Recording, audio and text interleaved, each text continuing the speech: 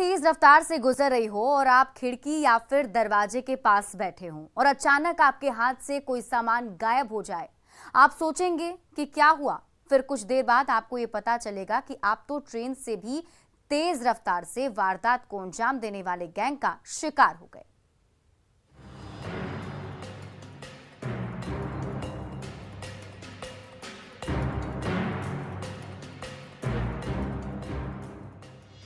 Superfast train से भी तेज रफ्तार में झपट्टा।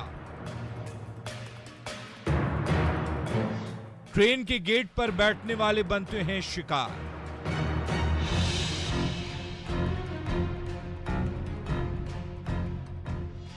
रेल यात्री सावधान, पुल पर बैठे हैं झपट्टा मार। बेगूसराय से खुली इंटरसिटी एक्सप्रेस कटिहार जाने वाली ट्रैक पर पूरी रफ्तार से दौड़ रही है। ट्रेन नदी पर बने पुल के ऊपर से गुजर रही है। गेट पर दो लड़के बैठे हैं, जिसमें से एक कटिहार का रहने वाला समीर अपने मोबाइल से वीडियो बना रहा है। कुछ सेकंड ही बीते थे कि अचानक मोबाइल उसके हाथ से झटक जाता है और लड़का पीछे मुड़कर जब देखता है तो सच जानकर हैरान परेशान हो जाता है। जानते हैं मोबाइल वाले लड़के के साथ क्या हुआ? क्या मोबाइल लड़के के हाथ से फिसल गया? जवाब है नहीं। सच यह है कि लड़के के हाथ पर डंडे से वार किया गया। वार करने वाला झपट्टा मार था जो पुल पर ही खड़ा था। बेगूसराय के इस पुल पर ऐसी वारदातें आए दिन हो रही हैं। रेल पुलिस की लगातार कोशिश के बाद भी पुल पर झपट्टा मारी की घटनाएं नहीं रुक रही। ऐसे में भलाई इसी में है कि इस पुल से गुजरते वक्त अगर आप खिड़की या दरवाजे पर बैठे हैं तो सावधान रहें। सुब्रत गुहा, न्यूज़ 18 कटिहार। मिथिला की मिट्टी और संस्कृति में ऐसी ताकत है कि जो इसे समझ गया उसे उसका मुकाम पाने से कोई नहीं रोक सकता है। आज हम आपको इसी मिट्टी और संस्कृति की प्रेरणा से चित्रकारी में अपना मुकाम बनाने वाली सावित्री लाभ की कहानी दिखाते हैं, जिन्होंने उम्र के उस पड़ाव में ये हासिल किया जहां लोग थक कर हार मान जाते हैं।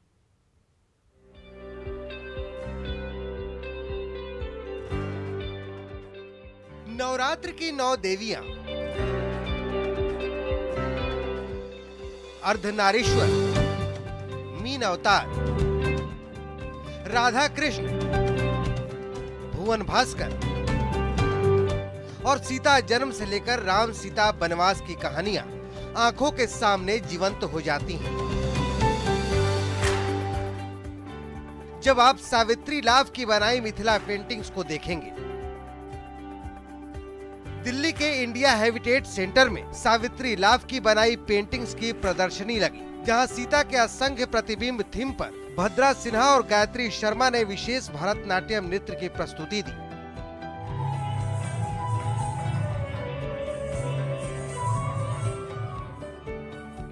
लेकिन हर चित्र और नृत्य से ज्यादा रोचक है सावित्री लाभ की पेंटिंग्स की कहानी, जो उन्होंने कुछ सालों पहले शुरू की थी। मेरे हस्बैंड रिटायर कर चुके हैं और रिटायरमेंट के बाद बच्चे मेरे सभी अपने अपने काम में लग गए सब, और मैं बिल्कुल मेरे पास कोई काम रह नहीं गया। तो बड़ा सुना सुना लगता था, खाली खाली लगता था कि मैं करूं तो क्या करूं। ऐसे समय में मुझे वो याद आ गया जो मैंने बचपन में किया हुआ था। ये मैंने मेरी दादी मेरे को देखा था करते हुए, चाचियों को देखा था करते हुए, और माँ ने हाथ पकड़ पकड़ के इसको सिखाया।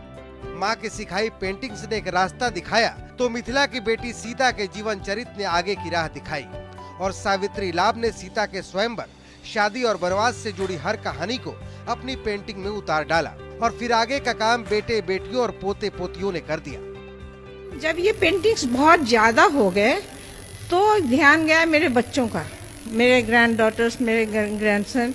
तो उन लोगों ने पूछना शुरू किया कि ये क्या कर रहे हो दादी, नानी ये क्या कर रहे हो। तो देख करके मुझे लगा कि अब उन लोगों को क्या मैं बताऊं, मैं क्या कर रही हूँ। मैं बताती थी तो समझ नहीं पाते थे। फिर मेरे मन में आया कि ऐसा करते हैं कि मैं इसको लिख देती हूँ।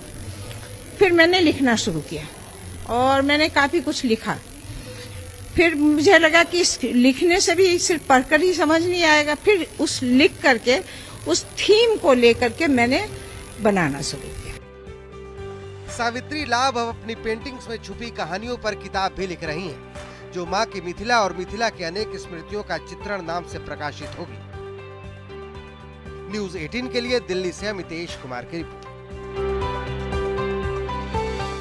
मुजफ्फरपुर की लीची लंदन भेजी जा रही है। मड़वन के किसान कुंदन कुमार 4 क्विंटल लीची लंदन और खाड़ी के देशों में भेज रहे हैं।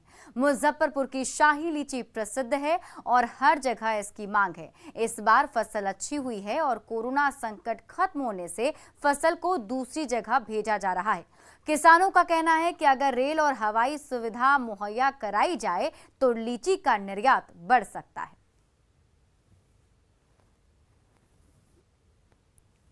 बहुत अच्छा हुआ है और अदर शहर का भी रेट अच्छा मिल रहा है। इससे किसानों को मुनाफा अच्छा होने की संभावना है। और आज लंदन भी हम लोग भेज रहे हैं, जो पटना जाएगी और पटना से दिल्ली जाएगी फ्लाइट से, उसके बाद वहां से लंदन के लिए जाएगी। मुजफ्फरपुर का नाम लीची से ही लोग जानता है। शाही लीची अपने आप में एक बहुत अच्छी प्रजाति है। इसके अलावा चाइना लीची भी बहुत अच्छी प्रजाति है। लंदन भी जा रहा है, अरब भी जा रहा है। विभिन्न क्षेत्रों में जैसी की सूचनाएं मिल रही है, यहाँ के किसान भेज रहे हैं लीची। मधुबनी में बाढ़ से बचाव की तैयारी चल रही है। इस काम में सैकड़ों लोग लगाए गए हैं और तय समय में काम पूरा करने की कोशिश की जा रही है। कमला के किनारे से ये रिपोर्ट देखिए।